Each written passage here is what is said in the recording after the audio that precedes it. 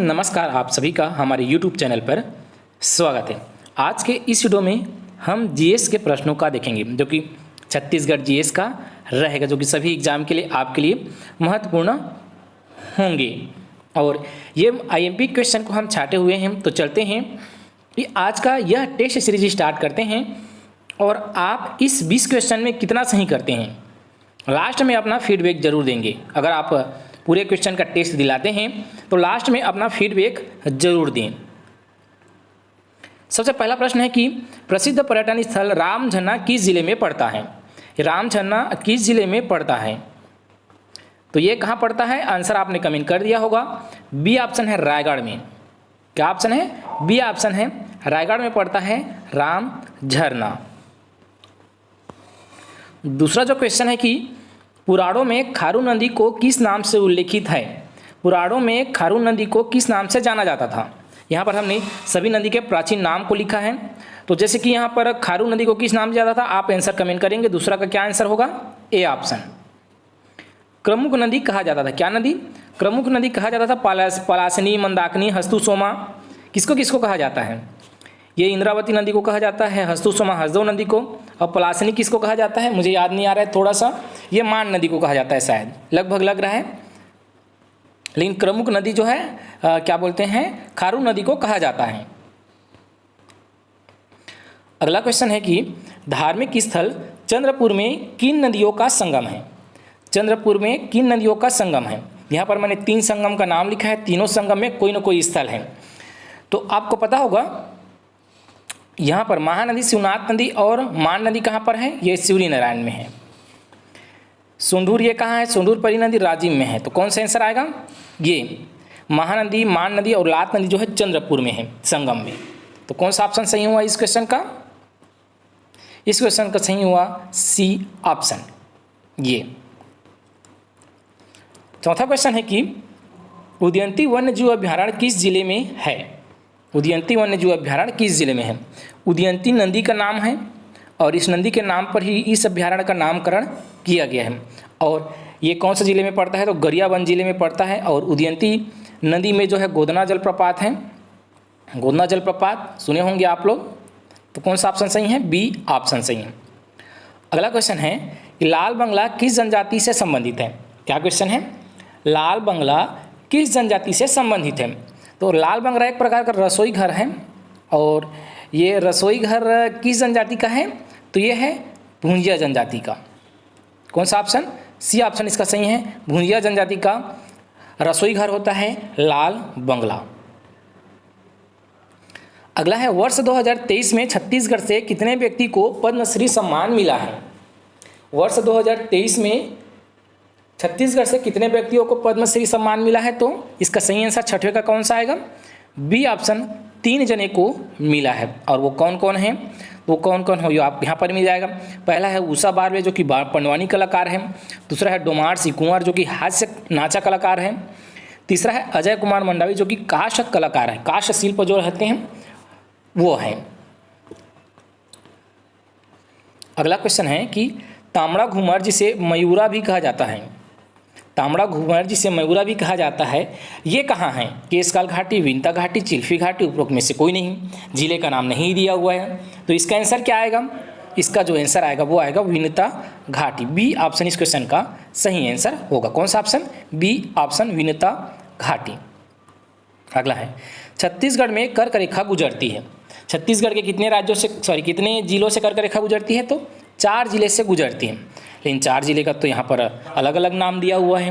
तो कौन सा ऑप्शन सही होगा, सही जो होगा वो होगा बलरामपुर, क्योंकि कोरिया, सूरजपुर, एमसीबी और बलरामपुर ये 4 जिले से कर्क रेखा गुजरता है। और बलरामपुर का बस ऑप्शन में दिया हुआ है, तो डी ऑप्शन इस क्वेश्चन का सही आंसर होगा। कौन सा ऑप्शन, डी ऑप्शन सही आंसर होगा। अगला है वर्ष 2011 जनगणना के अनुसार छत्तीसगढ़ का लिंगानुपात कितना है। छत्तीसगढ़ का लिंगानुपात कितना है ये बताएंगे। किसको पता है, जिसको पता है वो कमेंट करेंगे तुरंत। और अब तक आपने कितना सही किया है, 9वां प्रश्न है, 9वें में आपने कितना सही कर लिया है। इसका सही आंसर 991, सी ऑप्शन इसका सही आंसर है। अगला है मगरमच्छों का नैसर्गिक अभ्यारण्य मगरमच्छों का नैसर्गिक अभ्यारण्य किस स्थल को कहते हैं? भोरमदेव, पामेड़, गोमर्दा, भैंसा दरहा। 4 ऑप्शन दिया हुआ है, एक ऑप्शन सही है, वो है भैंसा दरहा, ये सही है। ये कहाँ है? बस्तर में है। मगरमच्छों का प्राकृतिक निवास बोलते हैं एक प्रकार का, भैंसा दरहा बस्तर में है। अगला है प्रधानमंत्री फसल बीमा योजना छत्तीसगढ़ में कब से लागू है? प्रधानमंत्री फसल बीमा योजना छत्तीसगढ़ में कब से लागू है? तो ये इसका सही आंसर है वर्ष 2016 से। कब से? 2016 से। अगला है छत्तीसगढ़ राज्य में लोकसभा निर्वाचन क्षेत्र कितने हैं? लोकसभा, राज्यसभा होते हैं और लोकसभा होते हैं और विधानसभा होते हैं। तो लोकसभा की संख्या कितना है? 11 है। कितना है? 11। तो बी ऑप्शन इसका सही आंसर होगा। कौन सा ऑप्शन सही होगा? बी ऑप्शन इसका सही आंसर हो जाएगा, ये वाला बी ऑप्शन। अगला है कि सलहूर छत्तीसगढ़ राज्य की किस जनजाति का त्यौहार है? सलहूर जो नृत्य होता है, सरहुल नृत्य जो शायद चैत माह में किया जाता है, चैत माह में, ये किस जनजाति का नृत्य है, त्यौहार है? तो ये है उरांव जनजाति का। सी ऑप्शन इस क्वेश्चन का सही आंसर है। कौन सा ऑप्शन? सी ऑप्शन सही आंसर है। अगला है छत्तीसगढ़ में सर्वोत्तम सागौन, सर्वोत्तम किस्म का सागौन वृक्ष, साल, सागौन, शीशम, बीजम ये कहते हैं, लेकिन हमें सागौन बस को बताना है कि सर्वोत्तम किस्म का सागौन कहाँ पाया जाता है। तो इसका सही आंसर क्या है? केशकाल घाटी, पिंजारिन घाटी, बैतारानी घाटी, कुर्सेल घाटी। तो इसका सही आंसर है डी ऑप्शन, कुर्सेल घाटी। ये कुर्सेल घाटी कहाँ है? तो ये है नारायणपुर में। कहाँ है? तो नारायणपुर में है। अगला क्वेश्चन है कि हिदायतुल्लाह विश्वविद्यालय का स्थापना कब हुआ है? क्या है? एक प्रकार की ये विधि विश्वविद्यालय है और छत्तीसगढ़ का एकमात्र विधि विश्वविद्यालय है, और ये भारत के राष्ट्रपति भी हैं और न्यायाधीश भी थे। तो कार्यवाहक न्यायाधीश थे, राष्ट्रपति थे और विधि विश्वविद्यालय एकमात्र। इसकी स्थापना कब हुआ है? इसकी स्थापना वर्ष 2003 में हुआ है। ये ऑप्शन इस क्वेश्चन का सही आंसर है, वर्ष 2003। अगला है छत्तीसगढ़ राज्य का प्रथम उद्योग का क्या नाम है? प्रथम जो उद्योग, फर्स्ट उद्योग, वो क्या नाम से जाना जाता है? यहाँ पर मोहन जूट मिल रायगढ़ दिया हुआ है, भिलाई इस्पात संयंत्र, मोनिश इस्पात संयंत्र, बंगाल नागपुर कॉटन मिल दिया हुआ है। तो एक ऑप्शन सही है इनमें, और सही कौन सा है? मोहन जूट मिल का है रायगढ़ में, भिलाई स्टील प्लांट का है तो दुर्ग में, मोनिश इस्पात का है रायगढ़ में, बंगाल नागपुर का है तो यह राजनांदगांव में, और यही सबसे प्राचीन है। कौन सा वाला?